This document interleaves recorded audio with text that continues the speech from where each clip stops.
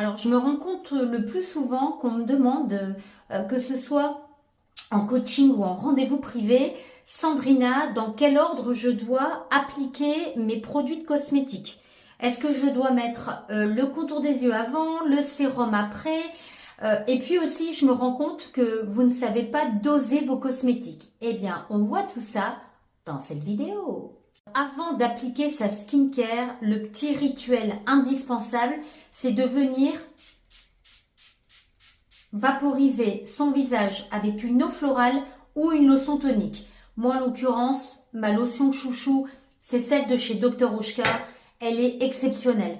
Donc, je viens l'appliquer en faisant un drainage lymphatique. Donc, en même temps, vous allez voir, vous allez réveiller la peau. Donc, toujours de l'intérieur vers l'extérieur, jusqu'à temps que votre peau ne soit plus humide, d'accord? Si vous sentez encore votre peau un peu humide, votre serviette visage ou alors un Kleenex. Mais ne pas laisser sécher à l'air libre, sinon ça déshydrate la peau. Alors moi, je vais appliquer en premier le sérum. Pourquoi? Parce que c'est un sérum qui est aqueux. En ce moment, je mets un sérum à base d'acide hyaluronique de chez Novexpert qui est vraiment une pépite.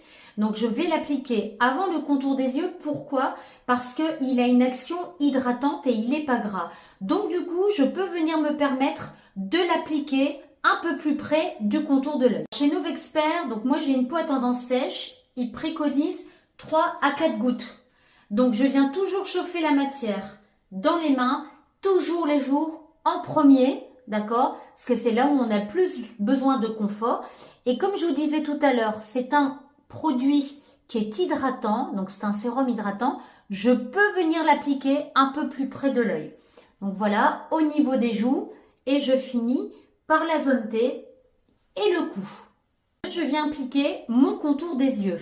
Alors si vous avez un sérum qui est un petit peu plus huileux, je vous conseille d'appliquer votre contour des yeux juste avant et votre sérum après. Après, je vous avouerai, peu importe, le principal, c'est que tout ce qui est produit pour le visage, vous ne devez pas l'appliquer au contour des yeux. Parce que votre contour des yeux, il doit être testé ophtalmologiquement et ne pas contenir de parfum. Parce que c'est vraiment une zone qui est très fragile. Alors moi, j'adore le régénérant de chez Dr. Oshka, destiné aux quarantenaires, même si j'approche plus les 50 que les 40. Petit aparté.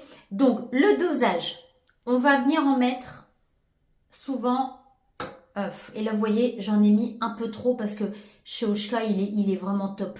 Vous voyez, quand on part sur des produits de qualité, il n'y a pas besoin d'en mettre de trop.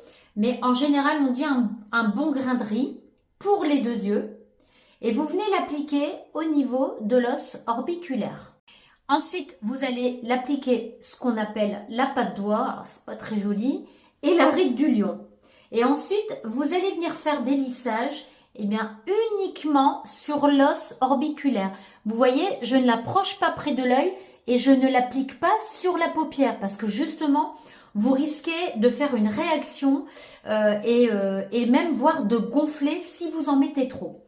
Alors, vous allez me dire, Sandrina, ton contour des yeux, il marche pas trop sur tes cernes. Alors, ne pas confondre cernes de fatigue et cernes héréditaires ou aussi, moi, c'est une hyperpigmentation parce que j'ai des origines méditerranéennes et souvent, les méditerranéennes, on a malheureusement cette hyperpigmentation au contour de l'œil et là, malheureusement, on peut rien faire. Hein. Si on vous dit tel contour des yeux peut vous enlever les cernes héréditaires comme ça, c'est pas possible.